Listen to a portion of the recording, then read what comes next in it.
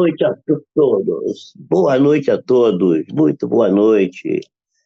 Hoje estamos inaugurando Despertando a Consciência, um novo programa que construímos para nos relacionarmos com nossos amigos, os nossos irmãos, os nossos companheiros, aqueles que têm nos assistido e nos acompanhado frequentemente aqui nas nossas andanças por aqui.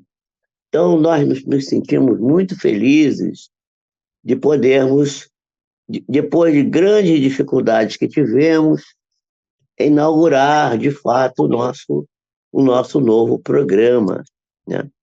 Então, eu agradeço muito a todos que se encontram já conosco aqui.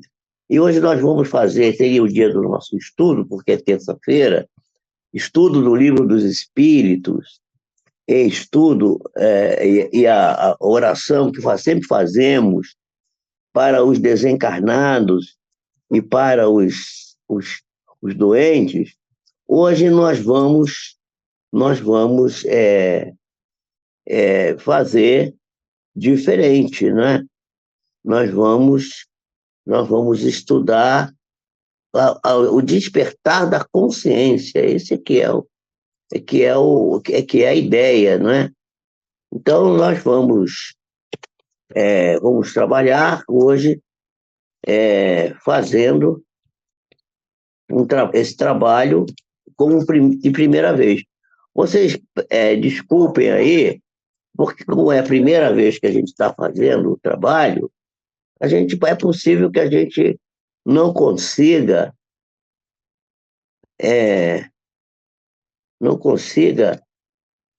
fazer as coisas bem certinhas, né?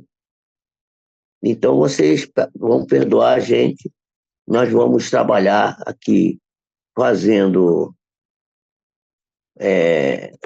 um trabalho vamos dizer assim, de primeira vez, né? E como toda primeira vez, tudo falha, né? Ainda mais que nós estamos ao vivo, né? Estamos ao vivo. Então nós vamos hoje relembrar que nós estamos já há alguns anos fazendo esse nosso trabalho, um trabalho voltado para a divulgação dos conhecimentos espirituais, e nós estamos sempre tentando trazer alguma coisa nova. Essa é a nossa saga, a nossa maneira de conduzir as coisas. Então, nós vamos falar hoje, principalmente, da questão do despertar da consciência. Isso aqui é a questão que nós vamos tratar aqui o tempo inteiro, né? Então, nós vamos ver que, por exemplo, no livro, como o nosso estudo é estudo do Livro dos Espíritos, nós vamos começar. Eu estou recebendo aqui boa noite já da Zélia, de alguns companheiros que já estão aqui. Vocês vão ter paciência, que eu vou ter um pouco hoje de dificuldade de ver vocês, tá? Porque eu não pude botar o computador para funcionar, estou usando o celular para fazer esse trabalho de hoje. Então, fica pequenininho, a telinha é pequena, eu não vou ter muita chance de poder ver direito. Mas agradeço muito a todos que já se encontram aí conosco nesse momento. Então, nós vamos ver que no Livro dos Espíritos, nós vamos encontrar a pergunta 630, que pergunta assim: como é que a gente pode distinguir o bem do mal? Aí vai vir a resposta dos Espíritos, que diz assim: o bem é tudo que está conforme a lei de Deus, e o mal é tudo que é contrário a essa lei, né? Neide, você está aí, Neide, que bom, estou vendo você, que bom. Então, tudo que é voltado para a lei de Deus, a gente pode dizer que é o bem. E é tudo que é contrário à lei de Deus é o mal. Assim, fazer o bem é proceder de acordo com a lei de Deus. E fazer o mal é infringir essa lei. Isso é do livro dos Espíritos, o livro que nós estamos estudando aqui às terças-feiras. E o tema de hoje deveria ser a volta ao mundo, a volta do espírito encarnado do mundo físico para o mundo espiritual, que foi o que a gente já começou a fazer, e nós não vamos dar continuidade hoje, porque nós estamos hoje interessados em inaugurar esse canal de alguma maneira que ficou travado o tempo inteiro, né? Dando problemas todo momento, problema, e a gente não conseguia fechar essa questão. Então, é, nós vamos nos basear no trabalho da nossa querida mentora, a nossa freira Joana de Ângeles, que pela psicografia do Divaldo Pereira Franco, tem oportunidade de trazer num livrinho pequenininho, mas um grande livro, que é o livro Momentos de Consciência, quando ela vai exatamente contar a história de que o jovem maturo se deslumbrava com as constelações cintilantes do firmamento e planejava conquistar as estrelas. Esse é um sonho que muita gente tem, né? Quando os primeiros momentos de compreensão da mais ampla ideia afloraram a mente, ele percebeu a impossibilidade de conseguir chegar nas galáxias e achou que era possível conquistar a Terra, que podia e que estava lhe servindo de gentil mãe. Então, ele desistiu das estrelas e foi buscar a, a Terra. As lutas amadureceram a criatura, ela foi amadurecendo, e as dificuldades foram aumentando a visão daquilo que é real, da realidade, facultando a ele compreender a impossibilidade de lograr esse desejo de conquistar a terra. Como ele amava a pátria, ele resolveu conquistar a pátria. A pátria ali nascera e aprender a amar aquela terra, e, portanto, seria um bom desejo conquistar a pátria. Acreditou que poderia conquistá-la. Empenhou-se em lutas, embates, arriscando até às vezes a própria vida, e ganhou a posição social e poder que a vida humana concede a todos aqueles que lutam e que trabalham. Porém, a soma das decepções, né, em conquistar a comunidade na qual se movimentava foi tomando conta dele. Injunções políticas favoreciam com os cargos elevados que ele alcançara, e quando o destaque parecia vê-lo premiado com alguma coisa muito elevada, né, as artimanhas da hostilidade dos inimigos, dos grupos beligerantes, começaram a atuar sobre ele e derrubaram-no. Mas amadurecido ainda, continuando seu processo de amadurecimento, e ainda pensativo, ele voltou-se para a família. E disse assim: vou conquistar a minha família, já que eu não posso conquistar as estrelas, nem posso conquistar a terra, nem posso conquistar a pátria. E enquanto a velhice já estava chegando, estava se acercando dele, ele se empenhou em conquistar o clã, porque nem a família era possível conquistar. Os interesses díspares do lar, cada um pensando de um jeito, cada um desejando uma determinada coisa, e a prole, que também desejava a sua própria independência, acabaram fazendo com que ele fosse expulso, né? Porque ele já pesava muito na economia doméstica e estava com seus conceitos superados, e os jovens sonhadores e ambiciosos não estavam mais com nenhuma paciência para suportá-lo. Nesse momento, ele teve a consciência da sua verdadeira realidade. E só então é que foi que esse jovem, né, sonhador, ele entendeu a importância de conquistar a si mesmo. Pois é, meus amigos, a conquista de si mesmo é uma luta muito interessante, né? Porque a volúpia do prazer que domina as massas e domina também a nós, criaturas ansiosas, que nos tumultuamos, agredimos-nos, precipitando de forma, às vezes, impensada, nos gozos exaustivos, sem que nossos desejos sejam, de fato, saciados. A onda da vulgaridade vai se avolumando e vai ameaçando levar de roldão as construções enobrecedoras da sociedade. Uma violenta quebra dos valores tem acontecido em todas as sociedades e abre um espaço para um campeonato terrível, uma luta incrível de hediondez, de insensatez, de crime, e a mudança do comportamento moral altera a escala do discernimento do homem, fazendo com que ele pare passo ombreado com com a verdadeira sordidez e a promiscuidade. E é nesse sentido que há um receio pela eleição da existência saudável e a conduta moral adequada.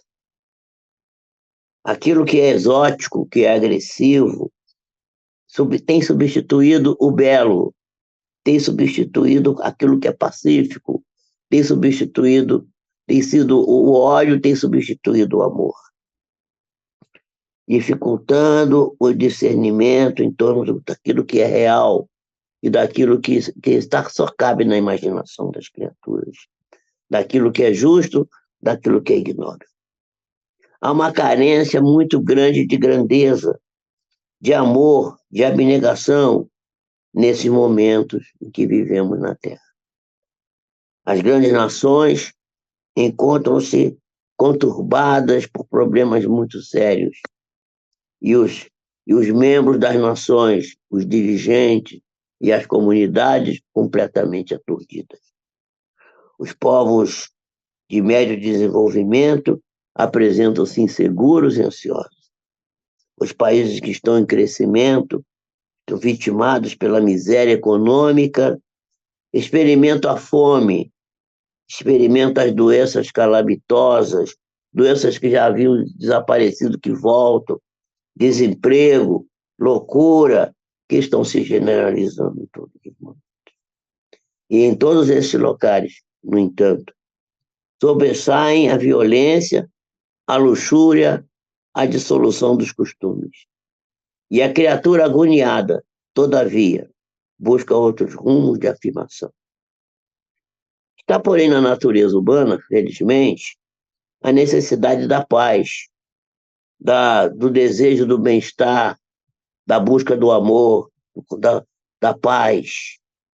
E essa busca surge no momento quando a gente começa a despertar a consciência, quando a gente descobre quais são as nossas necessidades legítimas e começa a descortinar e a perceber, a distinguir, no meio do despautério, do supérfluo e da desilusão, aquilo que realmente é necessário e é importante.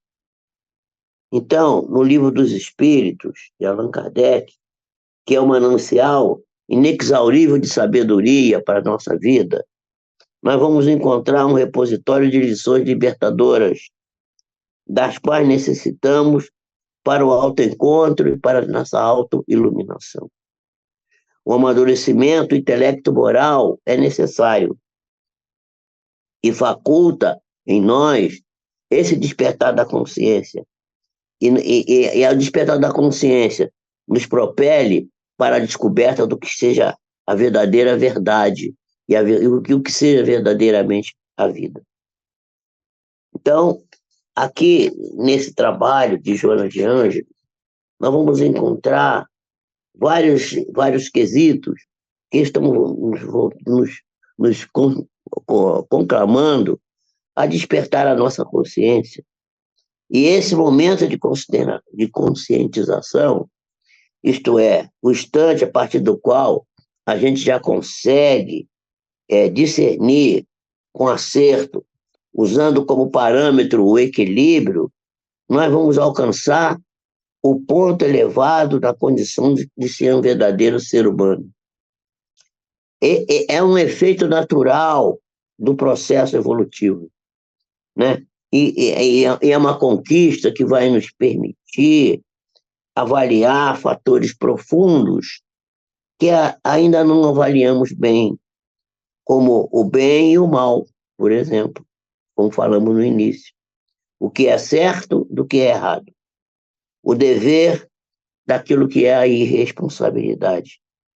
Do desar que dá honra. Do nobre daquilo que é vulgar. Daquilo que é lícito. Daquilo que é irregular. Daquilo que liberta, de separado daquilo que é a libertinagem, a liberdade excessiva. E assim, fazendo esse trabalho com dados palpáveis, nós haveremos de selecionar para nossas vidas os fenômenos existenciais e as ocorrências, tornando-nos cada vez mais firmes nas nossas diretrizes de segurança, aquelas que hão de nos proporcionar bem-estar, harmonia, progresso moral, tranquilidade e também progresso material, por que não dizer? Essa consciência que precisamos despertar, que é de natureza primeiro intelectual, ela está na atividade dos mecanismos cerebrais. É a força com que se propele, porque nasce da experiência evolutiva a exteriorizar-se de forma cada vez maior nas ações que fazemos.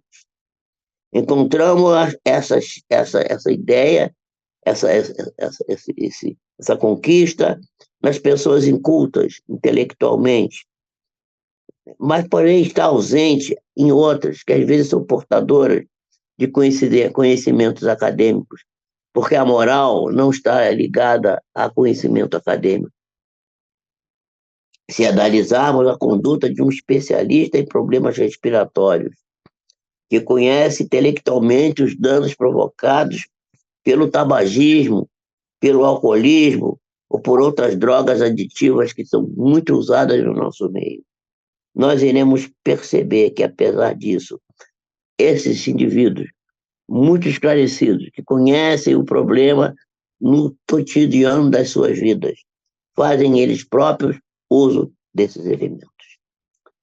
E qualquer um desses flagelos, tanto o tabagismo quanto o alcoolismo, que a pessoa ainda não mostra que a pessoa ainda não logrou o despertar da sua consciência. E os dados culturais dessa criatura, apesar de aparecerem muito fortes, são débeis, são frágeis, de tal forma que ele ainda não dispõe de valor para fomentar uma conduta saudável.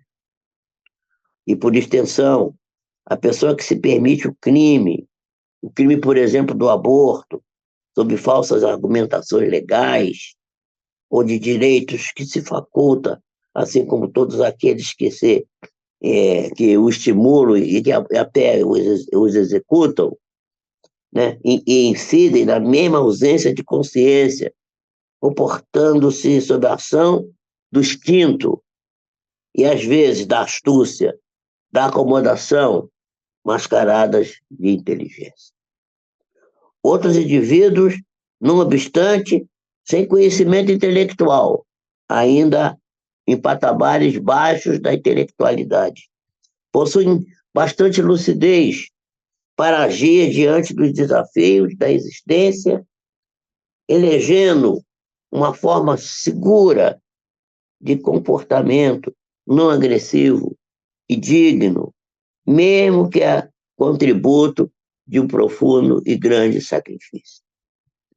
A consciência pode ser treinada mediante o exercício dos valores morais. Valores morais elevados que objetivem o bem do próximo, por consequência, o próprio bem da criatura. O esforço para adquirir hábitos saudáveis conduz à conscientização dos deveres e das responsabilidades pertinentes à vida. O homem é herdeiro de si mesmo, é herdeiro das experiências transatas, aquelas que ele próprio construiu no seu passado. E ele evolui gradativamente, por etapas, adquirindo novos recursos, corrigindo erros anteriores, conquistando novos patamares. Jamais a criatura retrocede, jamais nesse processo, mesmo quando aparentemente reencarna dentro de paredes da enfermidade que limita a sua atividade, que bloqueia o seu corpo, que bloqueia a sua mente, ou que bloqueia a sua emoção, gerando tormentos, porque os logros evolutivos, as conquistas evolutivas da criatura permanecem, embora não evidentes, adormecidos para futuros cometimentos, quando assomarão lúcidos e a pessoa irá perceber que ela consegue, já tem patamares e que vai ser atribuído a ela, assim, ela tem o dom, ela não teve dom, ela conquistou aquilo a partir de esforços sempre permanentes e consequentes. A aquisição, portanto, da consciência, meus amigos, é um desafio da vida que merece exame, consideração e trabalho. Eu vou dizer para vocês, eu estou fazendo esse canal sobre esse tema porque eu próprio necessito desse despertar da consciência. Uma vez que ainda a minha própria consciência não está esclarecida completamente como deveria, e ainda não faço aquilo que deveria. E me lembro do apóstolo Paulo, que dizia, não faço o bem que quero, e ainda faço o mal que eu não quero. Assim também diria eu, e eu espero que nesse canal, onde eu me encontro com vocês, eu possa estar junto de vocês e poder dizer a vocês, com muito carinho, com muita atenção, muito respeito por todos, que vocês são as criaturas que apoiam a minha própria regeneração, a minha própria conquista dessa consciência que estou buscando atingir. Que Jesus nos abençoe, nos faça felizes. E eu vou encerrar esse trabalho aqui, fazendo a nossa oração, que fazemos toda terça-feira, na qual dizemos assim, Senhor, nosso Deus, nosso Pai, Criador do céu e da terra. Tu que és a inteligência suprema, Senhor, e o Criador de todas as coisas, tem misericórdia das nossas falências, dos nossos erros e das nossas inconsequências. Ajuda-nos, Senhor, a sairmos do vendaval no qual nos encontramos, ainda obscurecidos na nossa consciência. Dá-nos força para superarmos as nossas questões instintivas e dá-nos tolerância para termos paciência conosco mesmos, Senhor.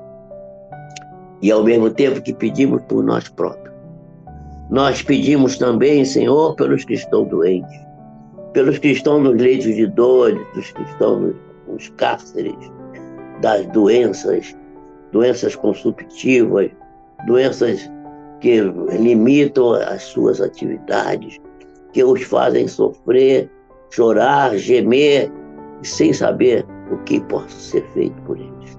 E ajuda-nos, Senhor, a nós, que já temos um pouquinho de esclarecimento, e estamos na área da saúde, que possamos cooperar de alguma forma para que essas criaturas se alevantem, se essas criaturas se tornem criaturas mais conscientes, mais capazes de construir o bem em si mesmo. Dá-nos força e coragem para essas lutas, Senhor. Abençoa os doentes, aliviando-lhes as dores, mas, sobretudo, esclarecendo a cada um deles que a doença é uma necessidade para a mudança de hábito, para a conquista da consciência verdadeira. E aos desencarnados, aqueles que desencarnaram recentemente, aqueles que já desencarnaram há algum tempo, mas que ainda não conseguiram se encontrar no mundo espiritual, porque ainda não estão sendo bem orientados pelos seus guias espirituais e não conseguem enxergar devido à cegueira espiritual na qual se encontram. Que possam se despertar, olhar para dentro de si e lembrar que tiveram uma mãezinha que os ensinou a orar, que possam dizer do fundo do coração uma oração singela, um Pai Nosso, um Ave Maria, uma oração do próprio coração, das suas próprias palavras íntimas, pedindo socorro para que a luminosidade de dentro de si possa se fazer do lado de fora e os seus guias espirituais que estão ao seu lado possam ser visualizados e que eles possam encontrar, pela mão dessas criaturas bondosas, o caminho necessário para seguir em frente. Que Jesus nos ampare, nos proteja, nos dê força, coragem e que possamos vencer o grande inimigo que temos, que somos nós próprios. Que assim seja.